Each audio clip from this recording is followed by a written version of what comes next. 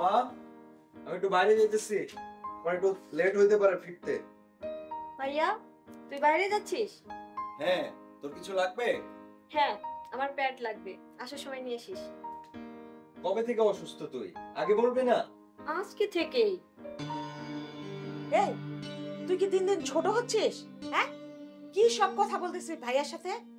তোরা কি জীবনে বড় হবি না? হ্যাঁ, লজ্জা শরম বলতে কিছুই নাই। ছি ছি ছি ছি ছি, আল্লাহ।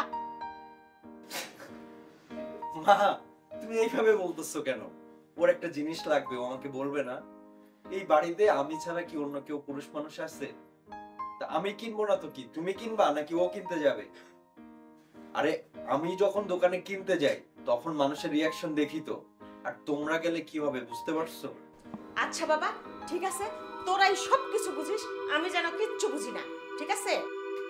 যাও, তোমার এটা নিয়ে ভাবতে হইব না। তুমি দরজাটা লাগাই দাও, আমার ফিরতে কিন্তু দেরি হবে।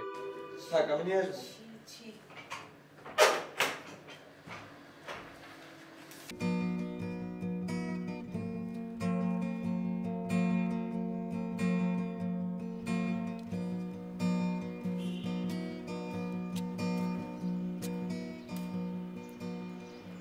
কাল রাতে না আমার সারা ঘুম হয় নাই। কিন্তু কেন? কাল রাতে আমার প্রপার পিকচার চেঞ্জ করার পর কেউ আমার কেয়ার রিয়েক্ট করছে, তারপর ঘুম শেষ। কাল রাত্রে মেবি আমি কাউকে কেয়ার রিয়েক্ট দিয়েছিলাম, এই জন্যই হয়তো কারো ঘুম নষ্ট হয়েছে, তার জন্য সরি। এখন সরি বলে লাভ কি, যা হবার কাজ তা তো হয়ে গেছে। একটু বেশি বেশি হয়ে গেল না? তুমি কি চাচ্ছ না আমাদের ফ্রেন্ডশিপটা ভালো থাকুক? ফ্যান বলেই তো শেয়ার করলাম।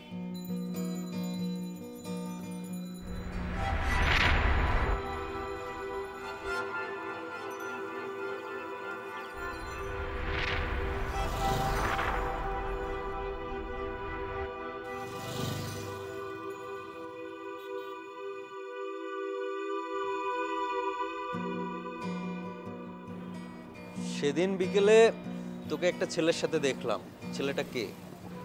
আমাদের কলেজের ফ্রেন্ড ভাইয়া। শুধু কি ফ্রেন্ড নাকি অন্য কিছু? মানে তুই আবার প্রেম টেম করছিস না তো? সেটাই তো বুঝতে পারতেছি না ভাইয়া, ওর সাথে কথা বলতে কেন জানি আমার খুব ভালো লাগে। ও আমাকে পছন্দ করে এটা আমি বুঝি। আমি ভাবছিলাম যে এই বিষয়টা তোর সাথে শেয়ার করব। এখন যখন তুই জেনেই গেছিস, তুই বল আমার কি করা উচিত।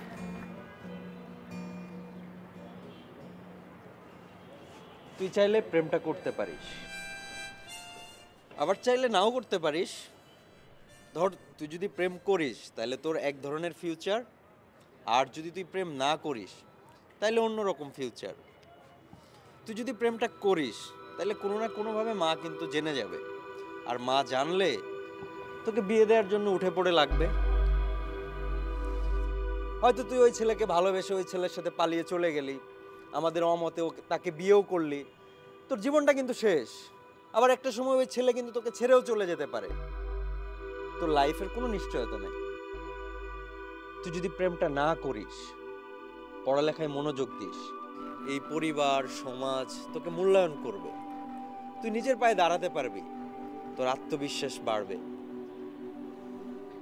আসলে জানিস, দিন শেষে কেউ কারো না, যার যার জীবনের ভার তাকেই বইতে হয়। এখন তোর জীবন, তুই সিদ্ধান্ত নে কি করবি। তাহলে ভাই আমি ওকে না করে দিই? না করে দিবি? হ্যাঁ। না না, আমার মনে হয় তোর আরেকটু ভেবে তারপরে সিদ্ধান্ত নেওয়া উচিত।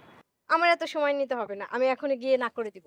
আরে প্রেম খুবই সিরিয়াস একটা বিষয়, এরকম হুটহাট সিদ্ধান্ত নেওয়া উচিত না। আমি এখনই যা বলে দেই। তুই এক কাজ কর, তুই 2 মিনিট ভাব, ভেবে তারপরে আমাকে জানা। না ভাইয়া, এত ভাবার কিছু নেই, আমি এখনই ওকে না করে দিব।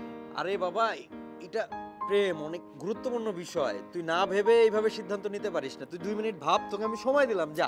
আমার ভাবা যা, যা। কমপ্লিট। আরে কথা বলিস না তো, ভাই তুই আমি 2 না মিনিট ভাব। করে দেই। 2 মিনিট হয় নাই। 1 মিনিট 40 সেকেন্ড, তুই আরো 20 সেকেন্ড ভেবে তারপরে জানা।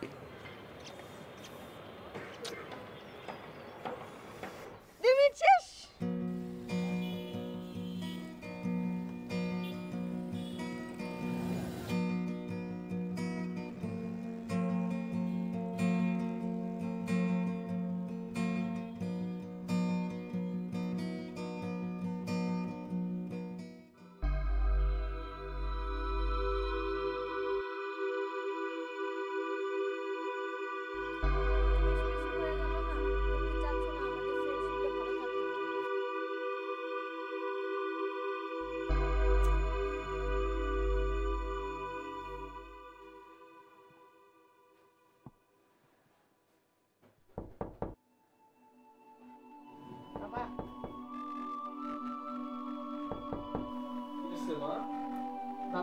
একটু এদিকে আয় তো, তোর সাথে কথা আছে।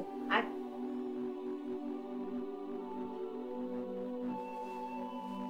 কি হয়েছে এত রাতে ডাকতেছো? বাবা, তুই তো তোর বোনের নামে কিছু শুনতেও চাস না, আমাকে বলতেও দিস না।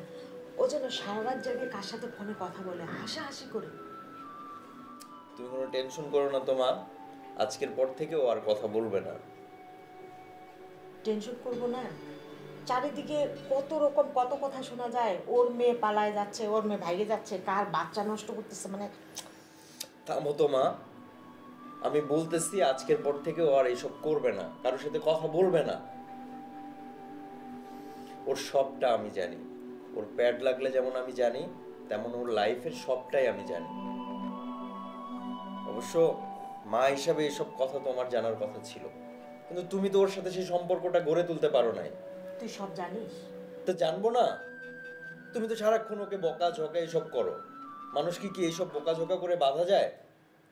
মানুষকে বাঁধতে হয় মায়ায় আর ভালোবাসায়। তুমি তো সেটা পারবা না। তোমার অবশ্য কপাল ভালো, তোমার জায়গাটা আমি নিয়ে ফেলছি। ভাইয়া সিরিয়াসলি? গুড।